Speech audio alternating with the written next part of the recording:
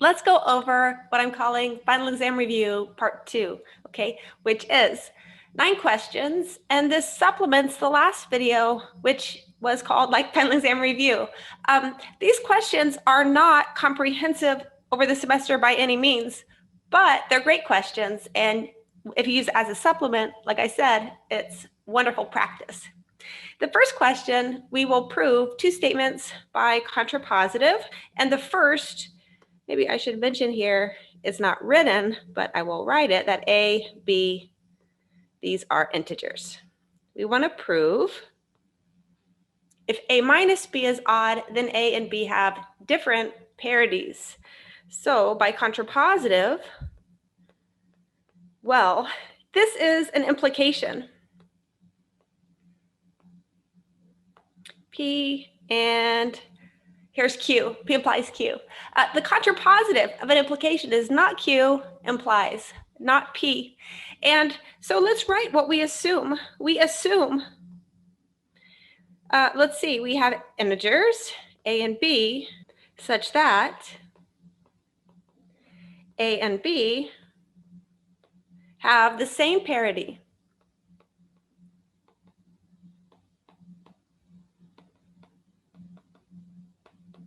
This would be not Q. And then we want to show not P, which is that A minus B is even. A and B have the same parity. This means A and B are both even, or A and B are both odd. And so this is a proof by cases. So case 1, A, B are both even. So then, well, when we're doing a proof that involves even and odd, we must use the definitions. So there exists 2 integers with A is 2n and B equals 2m. And now I want to say that A minus B is even.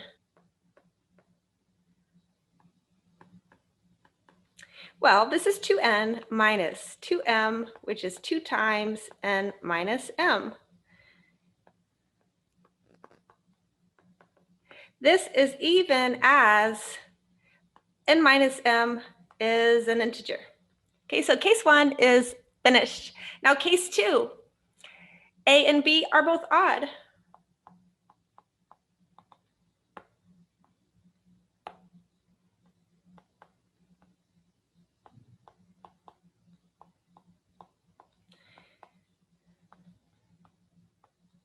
Well, then we have, say, xy, integers, and A is 2x plus 1, B is 2y plus 1. And this is very similar to the other case. We have, now we want to look at A minus B. And this is 2x plus 1 minus 2y plus 1. This is 2, well, x minus y, which very similar to the above, this is even as x minus y is an integer. Okay, so we have completed the proof. 1b, this is another contrapositive, and this, we start with a positive integer a, and it says if a is congruent to 2 mod 4 or a is congruent to 3 mod 4, then a is not a perfect square. So by contrapositive, well, once again, we want to assume not Q and then arrive at not P. So we assume we have some positive integer and A is a perfect square.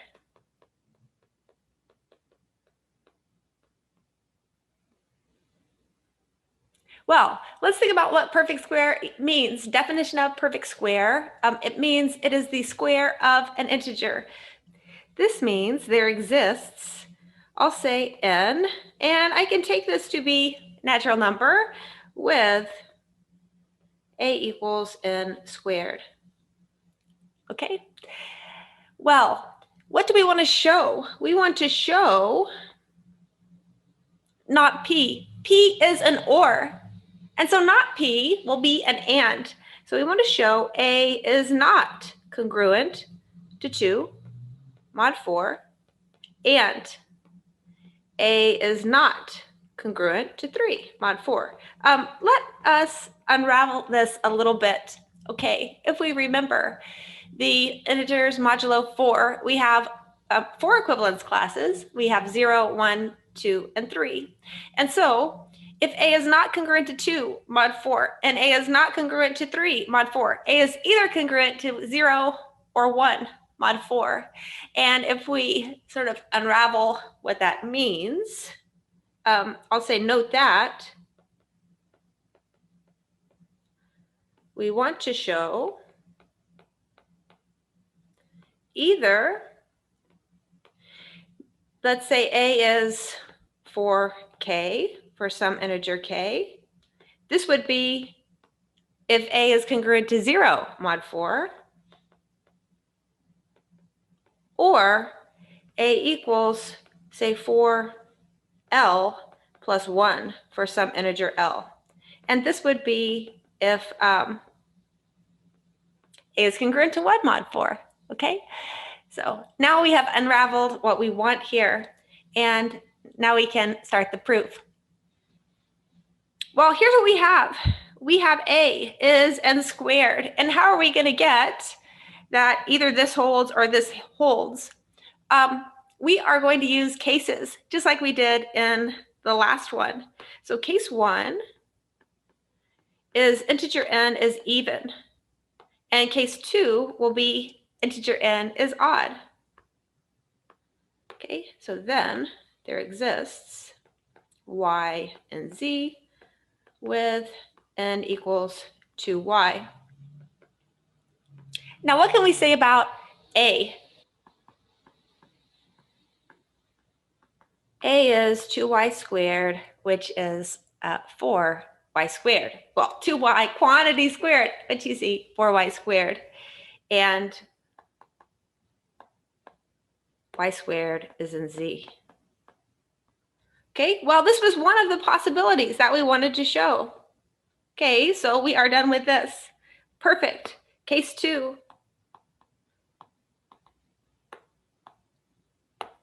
This would be n is odd. And this case is very similar. There exists, say, an x in z with n is 2x plus 1. And now let's just look at integer A. Say 2x plus 1 squared, which is 4x squared plus 4x plus 1. And I can write this as 4x squared plus x plus 1, where x squared plus x is an integer. And you see, that was the other possibility. In the first case, that's here. In the first case, when n is even, note that A is congruent to 0 mod 4. And the second case, when n is odd, note that A is congruent to 1 mod 4. I can write what I just said, that here, A is congruent to 0 mod 4. And similarly, I can write my comment here that I just mentioned. A is congruent to 1 mod 4 in these two cases. And now I will draw my box for completing this proof. Number 2 is by contradiction. We want to prove the product of a non-zero rational number and an irrational number is irrational. And we will proceed by contradiction, which is a wonderful proof technique we have learned this semester. So let's assume we need a non-zero rational number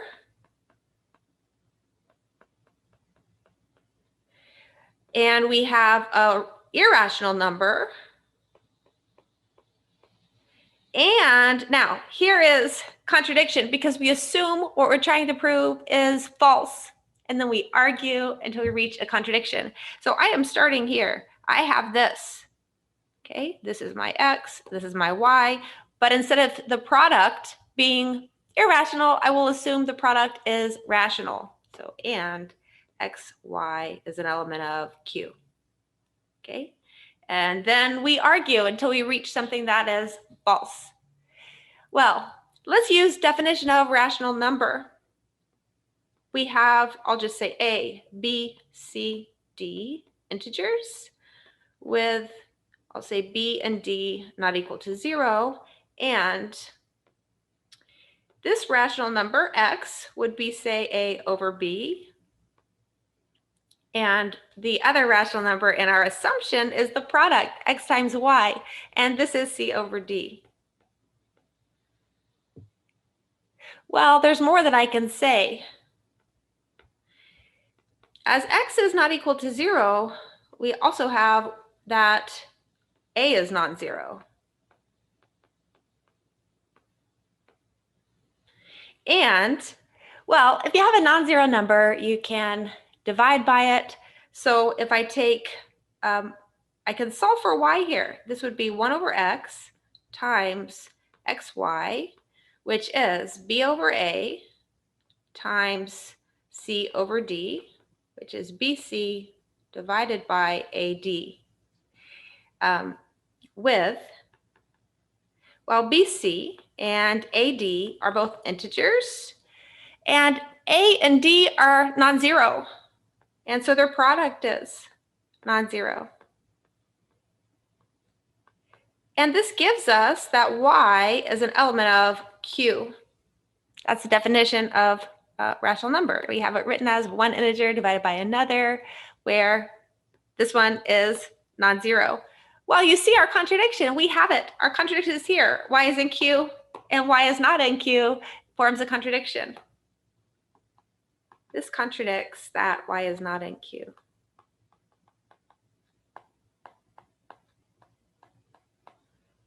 This is the end of number 2. Number 3, we have a set-theoretic proof.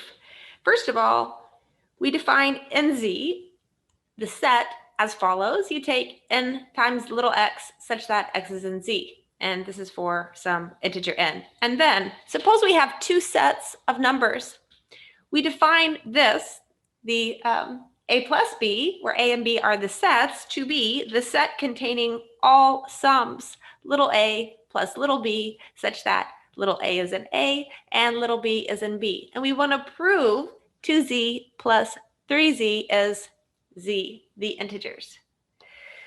Well, this is a set-theoretic proof, and we need to prove 2 directions. We need to prove subset in this direction and subset in this direction. So the first one, we will prove subset in this direction. And to do this, we let, say, x be in the set 2z plus 3z. We want to show x is an integer. Well, let's use the definition. There exists m, n, and z with x equals, it would be 2n plus 3m. And then clearly, because if you multiply or add integers, you have another integer, x is in z. So that direction was the easier one, I think. Now, let's go the other direction. We want to start off with an integer.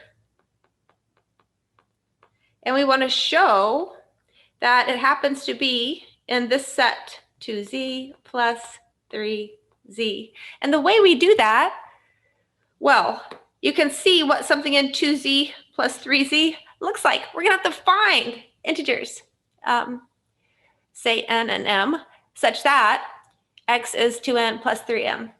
And let's see. Oh, okay. Here's one thing I thought of, just thinking about how we add numbers. So notice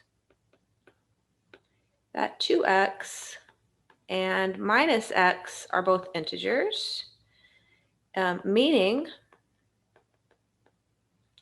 that 2x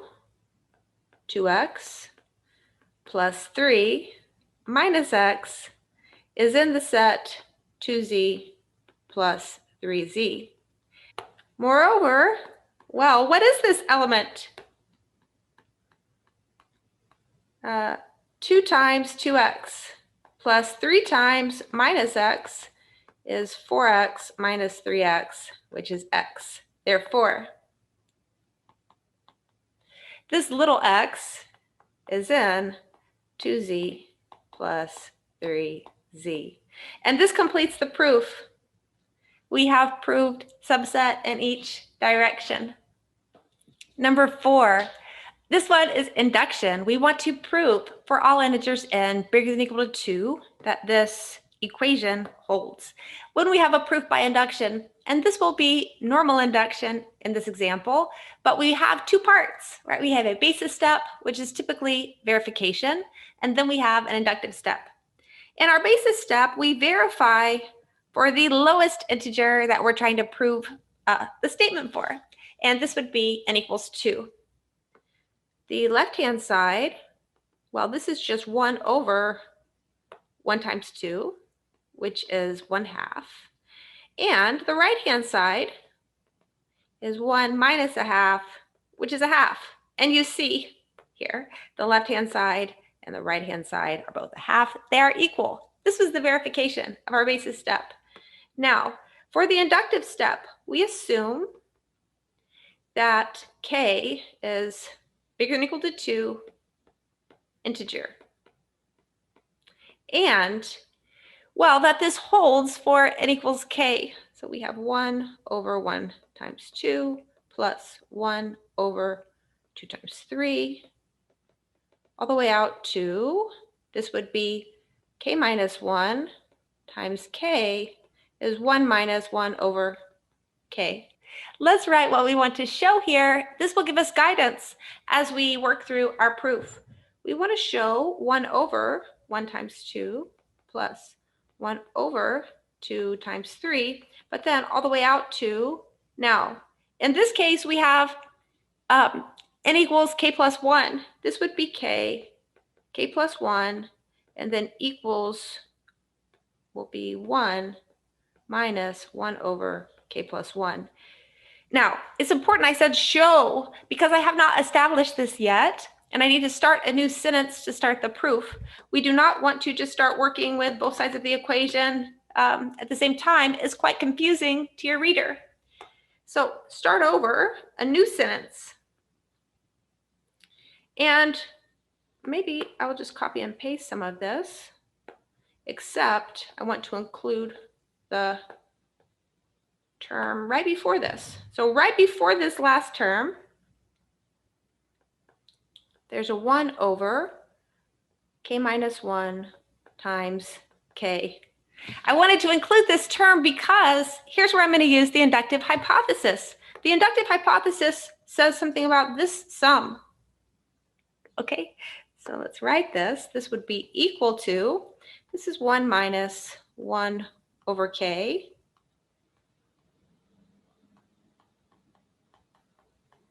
Here's where I use the inductive hypothesis.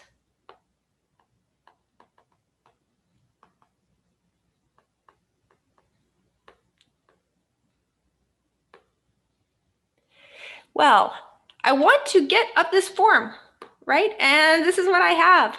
So I'm going to leave the 1 alone. And then what I'm going to do is leave the minus. And I want to get a common denominator. The common denominator is k times k plus 1. So here I will have k plus 1 over k times k plus 1. Now, if you don't believe me, let's check, right? This is a plus, and minus a minus.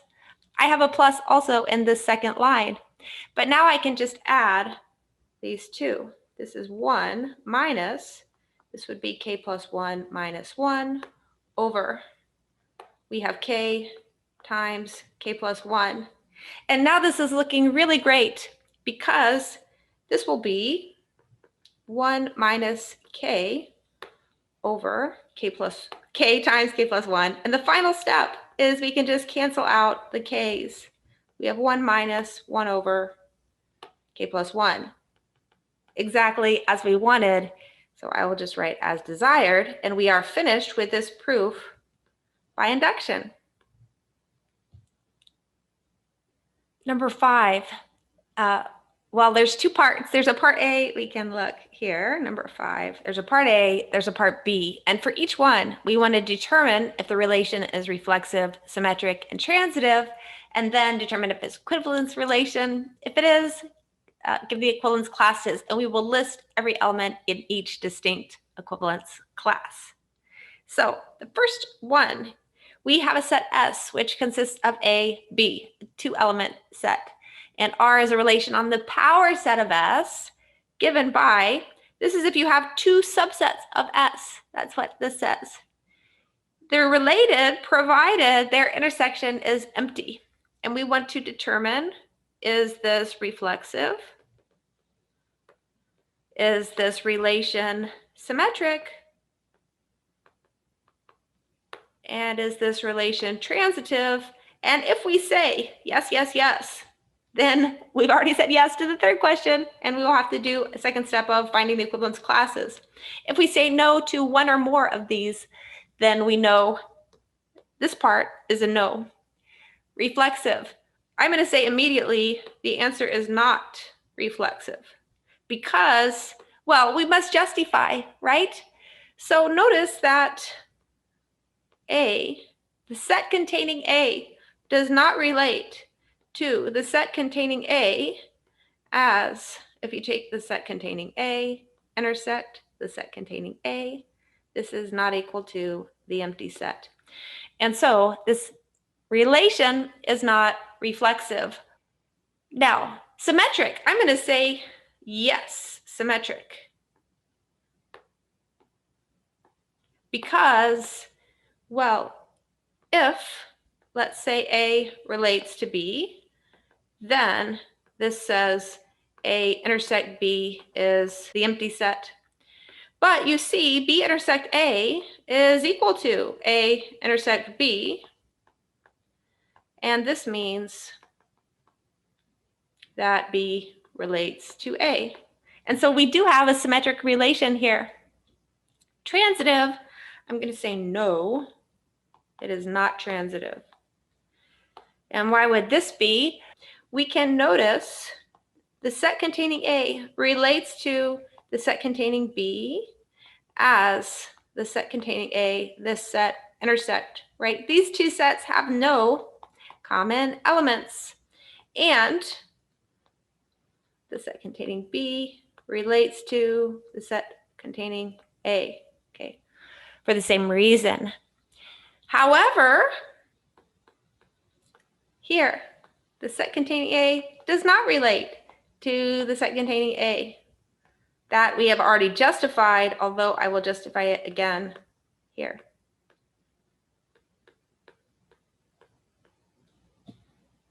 And this means not transitive, because transitive says if you have, here and here, and middle ones match, that's the way I always say it. We would be forced to have that this relates to this, but it does not in this relation. The final thing here is just to say this is not an equivalence relation.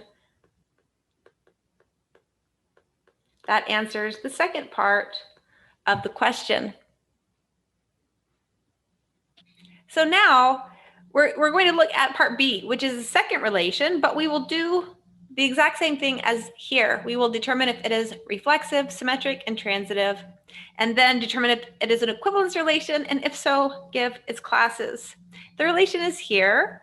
We define R on the set A, which is the integers between 1 and 10, where X relates to Y, if and only if.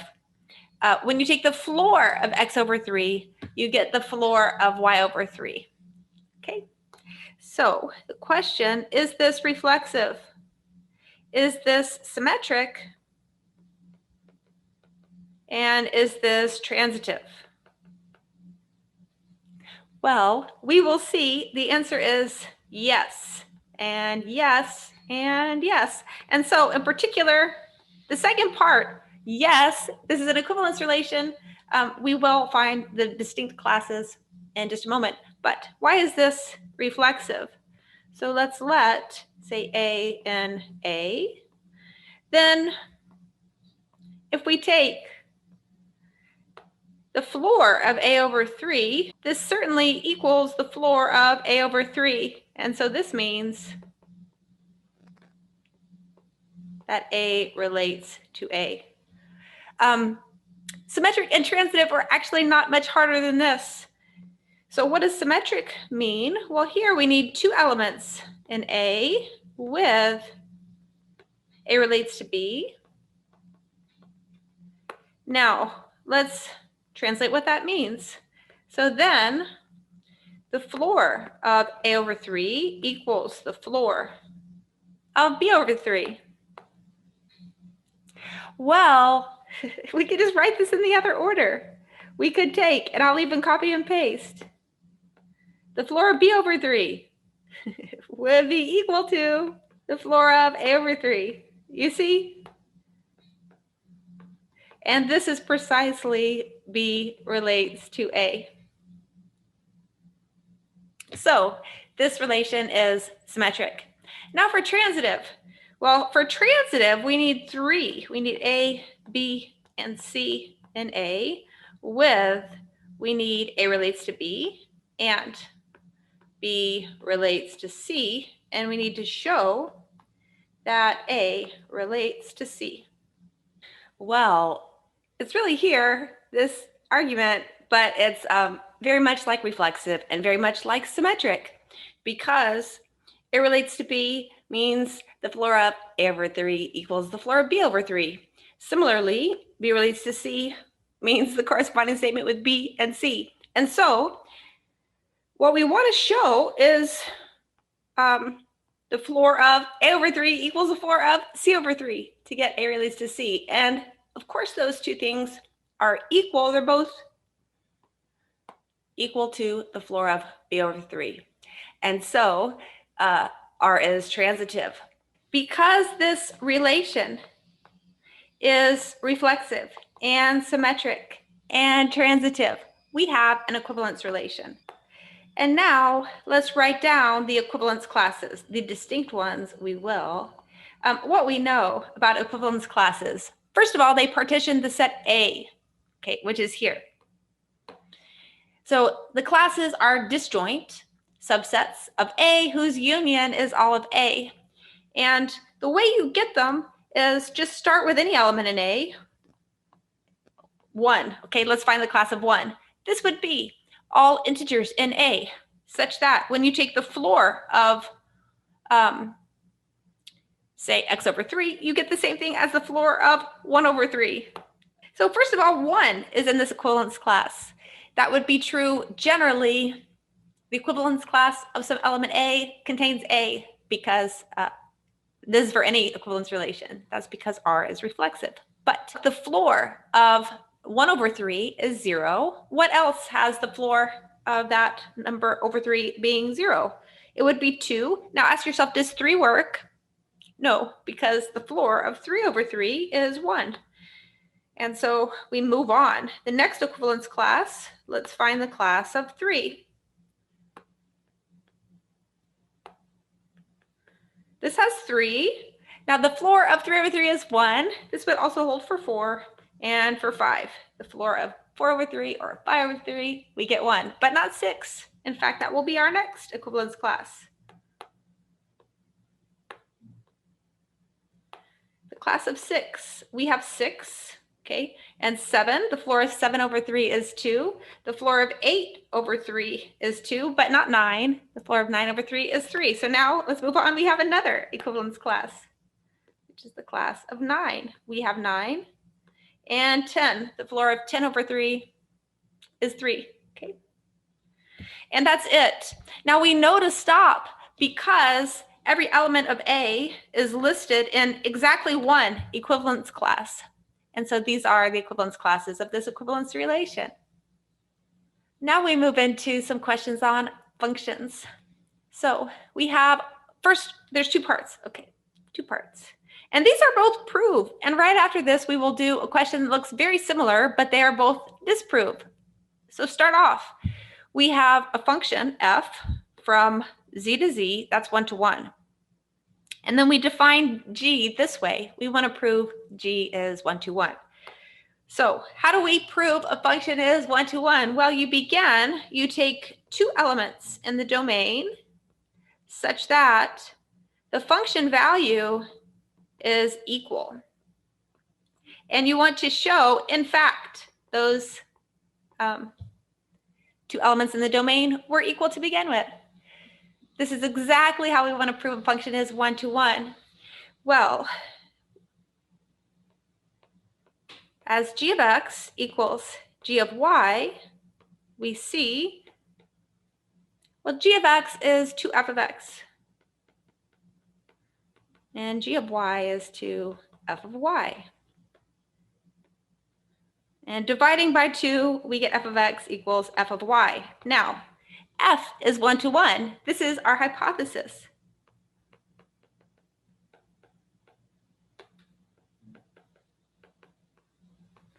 We may conclude x equals y. And this is the end of letter A. For letter B, we're trying to prove a function is onto. So now we have a function f. It's a different f. This goes from r to r, and f is onto. And we define g by the same looking formula as the last one, just 2 times f. And we want to prove g is onto. How do you prove a function is onto? Well, it should begin this way. You let, say, b in r, okay? But this r, so for this part, x, y, and z, it's here in the domain. But for proving something is onto, you're working here. You pick an element, an arbitrary element in the codomain, and then you have to show, in fact, it is in the image of the function. So we need to find, say, an x in r with g of x equals b. This is how we show a function is onto. How do we do this, though? Well, we have to think about the function. I want 2 times f of x to be b. This is my thought process, right? And then I will start writing up my proof and sentences. Well, if you look at this, 2f of x is b. This would say f of x is b over 2. And now this is perfect because I know f of x is an onto function. So I will now begin. As f is onto, there exists, say, I'll say a y and r with f of y equals 1/2 b. Then, well, g of y is, it's 2 times f of y, which is 2 times 1/2 b, which is b. So thus, g is onto. You see, we have found an element in the domain, and we verified that g of that element is this b that we started with. And therefore, we have proved that g is onto. And this is the end of number 6. Now, you notice with number 7, this looks so much similar, except it's a little bit different. First of all, we have no hypotheses in terms of 1 to 1 or onto for the f in part A and the f in part B. We just are given the domain and the range, and that we have a function. And then we define a second function, g, in each case. And in this case, we want to prove g is not either 1 to 1 or onto, depending on if it's 7a or 7b. Okay, how do we prove a function is not 1 to 1? Well, if you think about it like this, not 1 to 1 means you have 2 elements here in the domain that map to the same element over here in the codomain. This is not 1 to 1. Let's notice that 1 and -1 are real numbers. Moreover, now let's evaluate g at each of these x values. G of 1 is f of 1 squared, which is f of 1.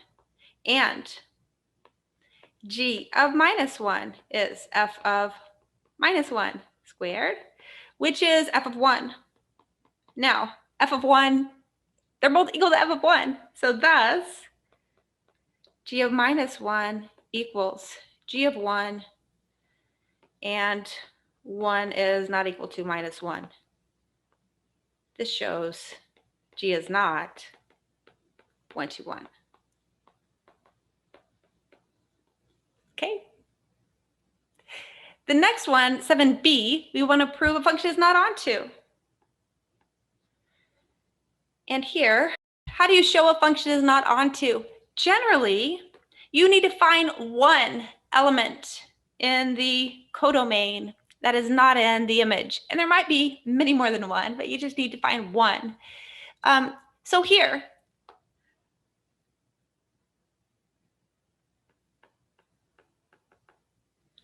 let's consider the image of G.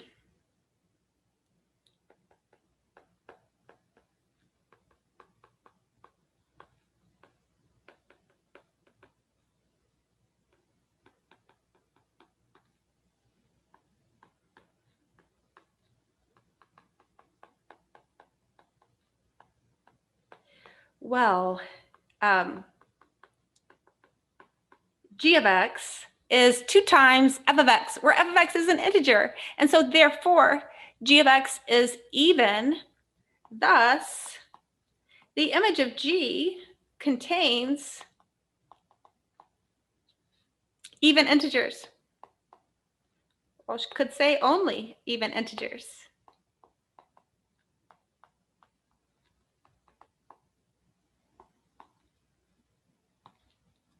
And in particular, we see 1 is not in the image of G because 1 is not even. Therefore, G is not on 2. And this would be the end of this justification. Number 8. This problem has to do with function composition. First, we have a definition. A function f from R to R is called affine, provided f of x is of the form ax plus b, where a, b are real numbers and a is not equal to 0. What are we trying to prove? If we have two affine functions and we take their function composition, that it is affine. We assume f and g are affine, and therefore there exists, well, we will have, say, a, b, c, d, real numbers, with a and c not equal to 0, and f of x is ax plus b, g of x is cx plus d. Well, now let's just calculate g compose f and simplify until we realize that it is an affine function. So g compose f of x, this is, well, it's g of ax plus b. Okay. And how do we do this? Well, everywhere you see an x in the formula for g of x, we put in this entire expression. This is c ax plus b and plus d. And now this is c ax plus c b plus d. If you group like this, we see g compose f is affine as, well, ca and cb plus d are real numbers with ca not equal to 0 because, well, a and c are both non-zero, so their product is non-zero. This is the end of number 8. Number 9, and this is the last one on our final exam review part 2. Okay, we have we are going to select 6 different integers from the first 10 natural numbers, and we want to prove, let's underline some things, there are at least 2 selected integers which are consecutive. We want to prove there are at least 2 of something. Okay, to me that reads Pigeonhole Principle. And this is how we will attack this problem. So let's use the Pigeonhole Principle. Every time we have a Pigeonhole Principle problem, we need to specify the pigeons, and we need to specify the pigeonholes. In this case, what are the pigeons? Well, they will be the 6 selected integers. We have 6 pigeons. And because we're trying to prove there are at least 2 of something, we better have fewer than 6 pigeonholes, okay? Now, how we find the pigeonholes for any given problem, sometimes that takes creativity. And this is where we need to use this. I'm trying to prove that we have 2, or at least 2, that are consecutive. And so I want to make my pigeonholes be sets such that I have consecutive integers in each set. And I can do 1, 2, and then I can have another pigeonhole, which will be 3, 4, and the next pigeonhole will be 5, 6, and the next one will be 7, 8, and the 5th and last pigeonhole will be 9, 10. And then, well, how does a pigeon occupy a pigeonhole? You select an integer and you just put it in the set that it is in, because you have an integer from 1 to 10, and it's in exactly one of these 5 pigeonholes. Okay, so we have 5 pigeonholes. Well, as 6 is bigger than 5 by the Pigeonhole Principle,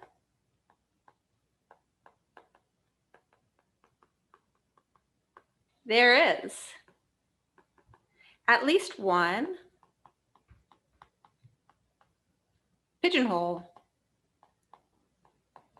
containing, well, normally I would say 2 or more pigeons, but these are sets with only 2 elements, so we would say really exactly 2, so containing 2 pigeons, which our pigeons here are the selected integers. This yields at least 2 consecutive integers.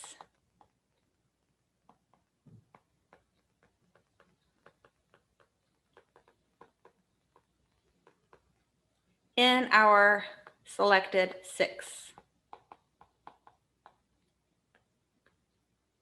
And this is the end of this proof using the Pigeonhole Principle. This is the end of our final exam review, part 2. Thank you.